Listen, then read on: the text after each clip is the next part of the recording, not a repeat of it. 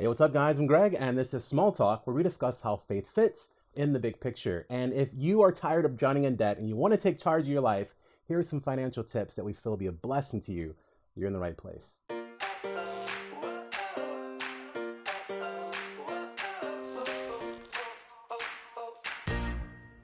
All right, guys, today I'm joined by Alistair Huang. What's up, man? Hey, Now, am I saying that right? Huang. That's right. Oh, man. All right. So I'm working on that. You see that? Perfect. All right. There we go. Alistair, you are working on, well, you've been working on for a while, a financial blog, and it's entitled savingthecrumbs.com. Tell us a little bit about that. How long have you been working on it, and what led you to it? Yeah. So a couple years ago, my wife and I, we just had this idea. Hey, we love saving money. Maybe we can leave a little record for our posterity of some of the things that we enjoy doing and the stories that we have and the experiences. And if nothing else, we can look back on it and say, hey, this is how we did it. So maybe it might give us some tips in the future. But it's been online now for a number of years, and people have really seemed to enjoy it. And there are a lot of other frugal-minded people out there that seem to resonate with what we've been sharing. Now, what are some examples of what we're found on that blog for those who are listening or watching? Like, I want to check that out. Yeah. So one of the things that's a highlight on our blog is we actually are very raw. We share our own personal numbers. Oh, wow. So if you want to know how much I make, it's all out there. Pull it up on my phone right now. Financial exposure. So we share how much we spend every year, how much we give away, and how much we give. Wow. So that's very transparent. All of these things also with the principles of how we actually make those things work. You know, we paid off our house in 2 years. Oh, you're going to talk about that one. Yeah, how we manage credit cards and how we got out of debt, and a lot of ways of how to save money and buying specific items, or just how to live life in a more frugal way. Man, now that word frugal is almost a curse word these days. True, yeah. Trying to make it cool again. Trying to make it cool again. I think when some people think of the word frugal, it's like they imagine just living in rags and living in some tin shack, and it's like, I'm super frugal, look at me. But you're saying, no way, you can have quality of life. You can enjoy life in abundance and be financially savvy at the same time. Yeah, and the amazing thing is, a lot of the things we talk about on our blog is how do you save money without really any effort and without reducing the quality of life and still having nice stuff, right? That's the difference between being frugal and being cheap. Okay. Being cheap is you're just, miserly and you're pinching pennies at all costs, but frugal living really is making a comeback, and it's about being intentional, about financial decisions, living efficiently, so you have an abundant life and you enjoy the nice things, but you don't have to break the bank to do it. Let's talk about that, man. Okay. I think there are 4 categories that I feel are not really spoken about much. There's a lot of ignorance and just no education in them. And so we're falling as Americans, and all across the globe really, into these massive amounts of debt. First thing I want to talk about with you is credit cards. I want to talk about how to manage credit cards, how to even get a credit card. I know some people who don't have one because they've seen how it has affected their parents or their family or their peers, and they're like, I don't want any of that. And then there are some who have lots of credit cards and they're just sinking in debt, and they're like, well, no one told me how to use it.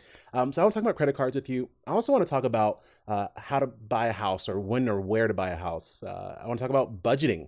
Does that word even exist anymore? Savings account. Word, savings account. That's a vocabulary from my grandmother's day, right? And of course, I also want to talk about buying a car, because that's something that we all have to do at some point. And how do you do it properly? Okay. So credit cards. Alistair, should I get a credit card? That's a good question, because it's either love or hate when it comes to credit cards. Either you're shoved down your throat all these commercials everywhere you turn, or you listen to financial gurus that make it sound like credit cards are a tool straight from the devil. Here's how I look at it. Is that credit cards are not dangerous. It's credit card use without self-control that's dangerous. Self-control. And that's right. So that's really the issue, is how do you use it, not so much the plastic itself. So is it possible to live in this modern society without credit cards? Yeah, actually it is. Okay. I'll just be upfront and frank that you don't have to have a credit card. But a credit card is going to make life a lot easier. Right. So, renting a car, if you've ever tried renting a car without a credit card, not going to happen. Yeah, you can have some trouble. I have some friends who actually tried to rent an apartment. Wow. No credit history, never had a credit card. And they ended up having to rent another place for a higher price because they just could not get that other place. So this system of credit seems like it's almost you got to have it. It's a system in place that it's almost a necessity at this point. It's pretty close. I wouldn't say that you absolutely have to have it, but you're gonna have a lot more convenience in your life if you're able to just manage that credit card habit. So how do you do that? What are some practical principles to abide by? So the biggest thing is we got to understand that a credit card is not for borrowing money. A credit card is merely a tool to help you spend money you already have. If we have that mindset, we're halfway there. Paradigm shift. Yeah. I'm blown away already. Because the point is, a credit card, they're going to charge you mass amounts of interest if you carry a balance. Right. So really, the two rules that I apply with credit card use is, number one, never use it to buy stuff you don't need. So if you're not going to buy it if you only had cash, don't buy it even if you have a credit card. Right? That's the self-control part. The second one is pay it off every month. If you can't pay it off every month, shouldn't buy it in the first place. You shouldn't have bought it in the first place because that's telling you don't really have the money. So these are just little diagnosis tools, right? To help us understand ourselves, because that's really the key. Do I have the self-control to be able to do this consistently without falling into deeper debt or paying lots of interest? So, if we're not able to pay it off every month, if we're buying a lot of junk that we don't need, plastic surgery time. Plastic Pull surgery. out the scissor and cut them off. Cut up. Of course, that's figuratively, right? Because online, you don't even need to have access plastic, to it. Yeah, right? The number's already in the system. The point is, you got to have self-control. Right. Now, I think that's something I wish I would have learned at a very young age. But one thing that's helped me navigate some credit debt and all that, and loans and everything else, is the thought that banks sell money. I think that's something that never really resonated with me until I got much older. It's like, wait a second, this isn't free money. This credit isn't free. None of this is free. That's right. Banks sell money. So loans, credit cards, they're tacking an interest rate on there that they're accumulating money off of you. So you're saying to combat that or to take full advantage of a credit card, pay it off every month. Don't give them an opportunity to make money off of you. Yeah, that's a good way of looking at it because borrowing money is basically the privilege of using someone else's money first before you have it. And you have to pay for that privilege. Right. And, I will say this, though, that in addition to just paying it off, there are some other benefits to credit cards that we need to remember. And that is credit cards usually do come with rewards. There are travel points and cash back and different things like that. Right. Extended warranties and insurance on your rental car and all of those types of things. Right. So there are benefits to using the credit card as long as you're able to manage it. As long as you're able to manage it. Just a note on those benefits. My brother-in-law, actually, he's just so financially savvy. Yeah. He does everything on credit cards. And then at the end of the month, he just pays it off. And basically, he's getting free flyer miles. He's getting free money. By free money, I mean, you accumulate so many points on your credit card, it eventually translates to cash you can actually pull out. Yeah. So if done correctly, you're saying credit cards are not these evil gremlins in our pockets as some financial gurus will make them out to be. Yeah, that's what I'm saying. It's really the enemy is within. It's not in that piece of plastic in our wallet. And it's just knowing ourselves. That's really the bottom line. Yeah. And if we understand that we just don't have the capacity to control ourselves, that's the time when we have to realize we're playing with fire. And you're saying some principles to abide by then are if you can't pay it off at the end of the month, shouldn't buy it. And if you don't need it, you shouldn't buy it in the first place. Yeah. Just common sense principles. I'll add one more. It's not so much a rule, but just something helpful tip to remember is that you don't want to spread out your rewards across so many different cards that you never accrue enough to use them. Good point. So, a lot of cards, you have a minimum threshold before you can actually cash out or, convert into a ticket or something like that. And if you've got, 5 different airline cards, your family is going to have to go on your next vacation flying on different airlines, right? So you're going to want to keep the number of cards small enough that you can actually use the rewards that you earn. So less is more. Yeah. Okay. So credits. Now, what's fascinating about credit, I was reading this article on Forbes about Americans and savings accounts. It was really fascinating. And the statistics they came up with that were current as of 2016 were that 50%, 56% actually, more than half of Americans don't have $1,000 in their checking and savings account combined. It's true. So it's almost like every American's living paycheck to paycheck, or at least half of America is living paycheck to paycheck. And then the article continues on and it says, perhaps the reason why we don't have $1,000 combined in our checking and savings account is because we don't use cash for emergency funds anymore. Mm-hmm. We tend to use credit for emergency funds. So it got me thinking, is the idea of emergency fund and savings budgeting, is that whole thing just gone? Or what are some tips? Is savings account, is that a dying I guess way of life, or how do you look into that savings and budgeting and all that jazz? Mm-hmm. Yeah, because this is it's viewed as a bad word. Budgeting. Savings. Oh. It's like they feel like handcuffs, right? Right. But that's really the secret to getting out of debt and to staying out of debt. Interesting. It's our grandparents' strategy. Right. And when we think about budgeting, at least the way I look at it, is that budgets, we shouldn't think of them as these negative tools of punishment. We think of budgets and we think of walking through the checkout line or going to Starbucks and slapping ourselves on the wrist and saying, I can't buy that. Oh, I can't believe it. Right. It's self-torture. Right. But really, what's a budget? A budget is a tool to help us get where we want to go. That's all it is. Interesting. And if we think of it in that way, then a budget is our friend, not our enemy. Okay. And so a couple ways to think about it is we need to think of budgeting not merely in controlling our spending, but budgeting is there to help us realize what I need to accomplish to arrive at my goals. So in a budget, I always recommend people start with what your goals are. Start with the end in mind. Okay. So don't start with what you can't spend. Start with what you want to do. So maybe it's buying a house, buying a car, going on a vacation, or mission trip or whatever. Right. And make a list of that. Yeah. And at the end of that list, you'll have a total number for how much you need. And you can figure out pretty easily based on that how much I have to save on a monthly basis because I know when I need that money. Right. And using that dollar figure, now that's your target. That's the bullseye on the dartboard for our monthly spending. So in my monthly spending now, I know, okay, I need to save $100 a month to reach my goal next year.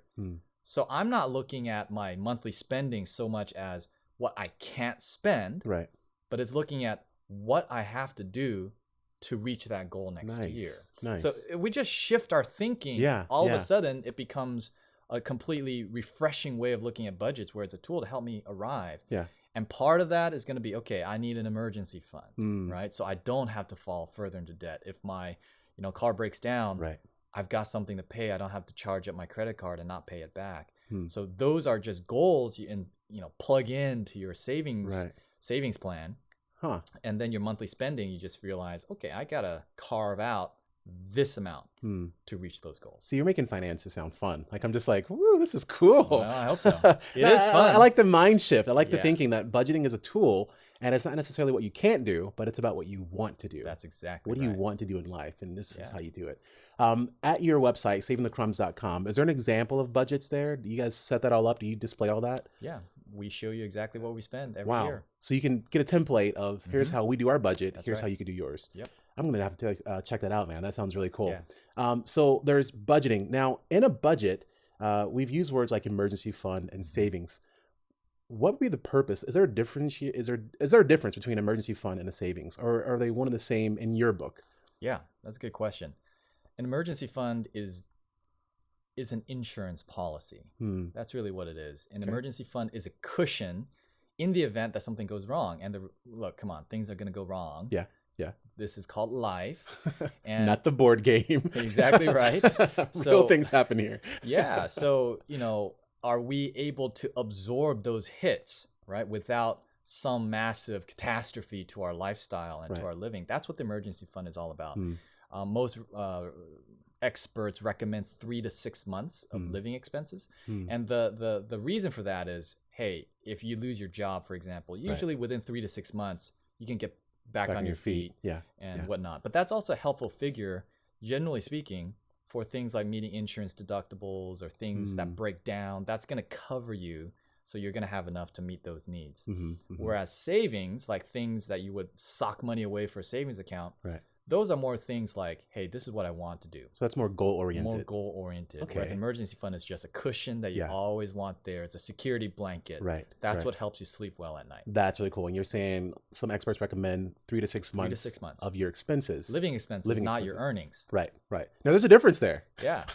Okay. And hopefully your earnings are more than your expenses. Hopefully. Right? Hopefully. Yeah. I only make this much, but this is how much I owe. Wait a second. Something's happening there. Right. Very cool. So there is emergency fund, savings account. One's goal oriented. One is life, just insurance on life. That's right. And budgeting, you're saying, isn't a lost art. In fact, it's what we should do. It keeps us from getting into debt. Yep.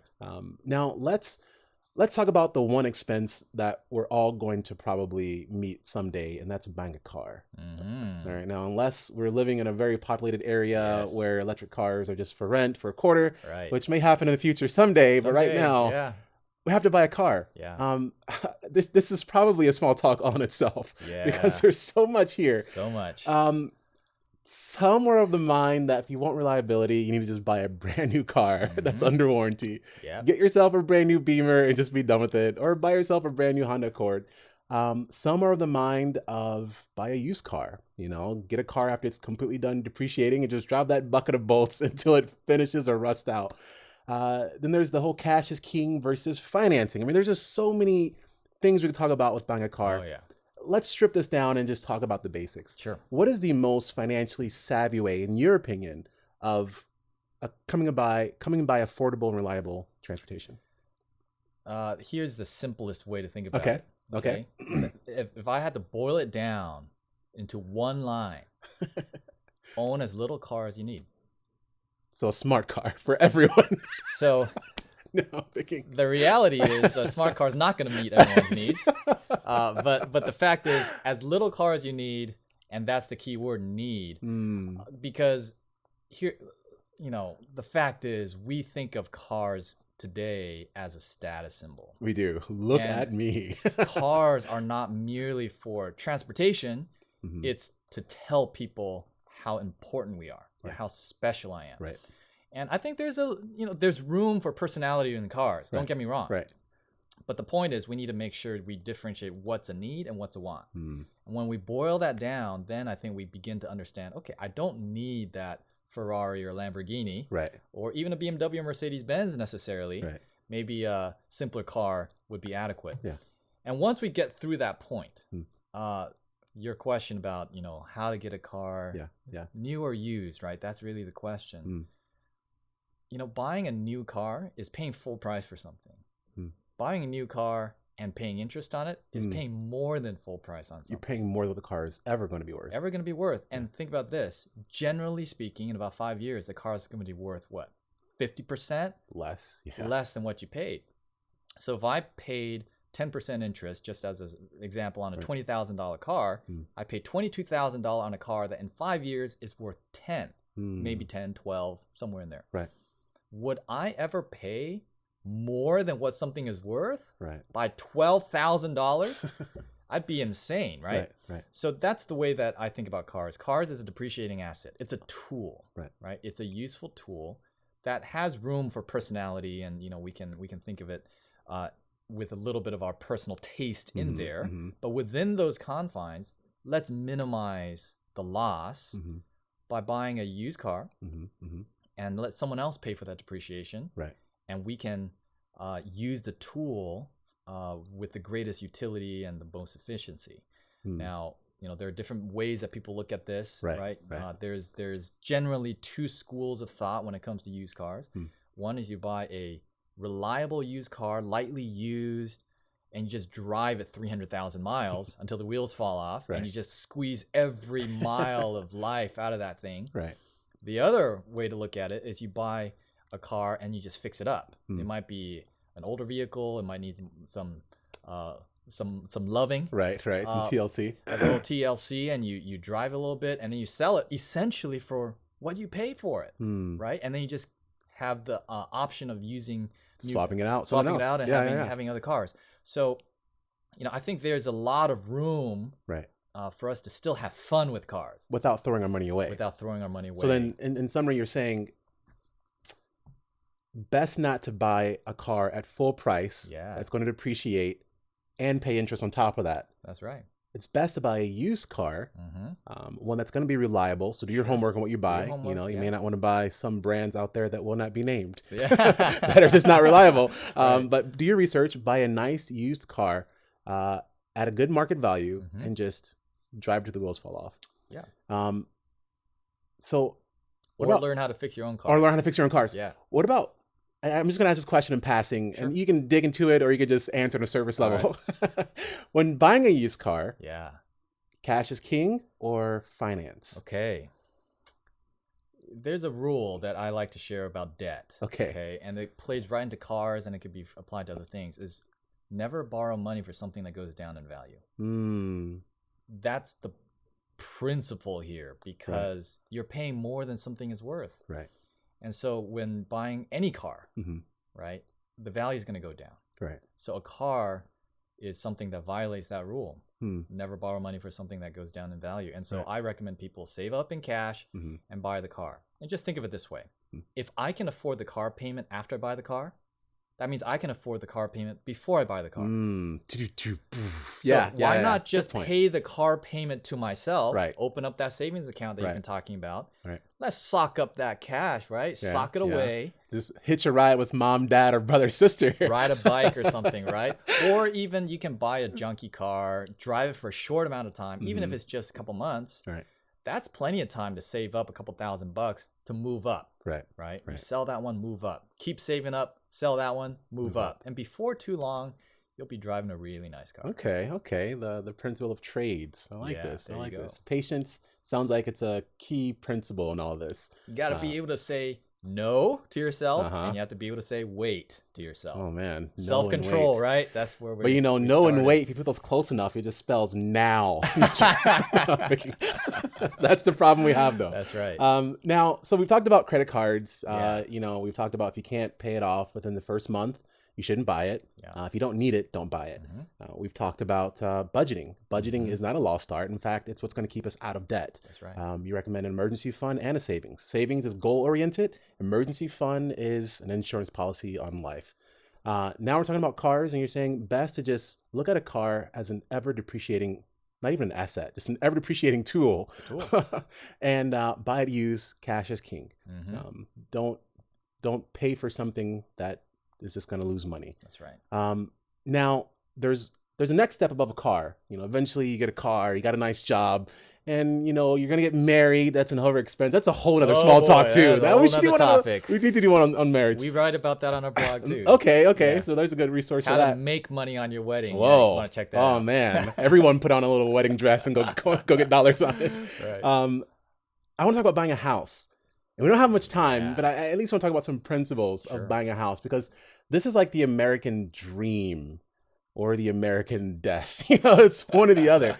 I mean, think about it. We've mentioned marriage in passing. Let's say you marry someone who's got school debt and you've got school debt. Combined, you got this nice big school debt, and then you both buy a house. Now you have 2 student loans and this huge mortgage sitting over your head, and you only make so much a month, right? So what are some principles you can give on being smart about making such a commitment of a purchase? Yeah. Well, number one, you got to realize that buying a home is not the best financial investment. Right.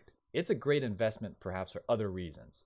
But if it's talking about increasing your wealth or net worth or getting out of debt or those kinds of goals, financial goals, buying a home probably is not going to help you along. So getting a house because everyone else has one isn't a good idea. That's not a good enough reason. It's not a good enough reason. Okay. And you're going to have to look at the rent versus buy ratio in your area, and it's different every place, right? So in some places, it's going to be better to buy versus rent. Also, are you going to be in a place for a long time? Are you going to be just transient going through? Because there are closing costs, and to actually recoup how much you put into the house initially, it's going to take some time. But the biggest thing I would say, particularly to that young couple in your hypothetical situation, is that we as human beings, we have a tendency to fill whatever space we have. And if we buy a house, if there's a blank wall, oh man, something's got to go on that wall. Right. Whereas if we had a small little apartment where every nook and cranny is covered, we wouldn't even be thinking about some random painting we're gonna have to buy to put on a wall, or a couch to fill up the space, or guest bedrooms we're gonna have to furnish in matching styles and all that. Right. That's all nice stuff, but we have to understand that we as human beings have a tendency to inflate our lifestyles to fill whatever space we've got. Right. And so in situations like that, we got to really answer the question, okay, am I in a position where I can really do this without putting the rest of my future in jeopardy? And so if, as far as numbers go, generally speaking, I recommend people, if you're able to save up for 20% down payment, that's when you're in a safe position to look at buying. And I imagine that's a milestone that you can only reach if you have a proven dedication of consistency and focus. And so it's kind of like that's your graduating right. I have 20% of a house cost in my savings. I think I'm ready.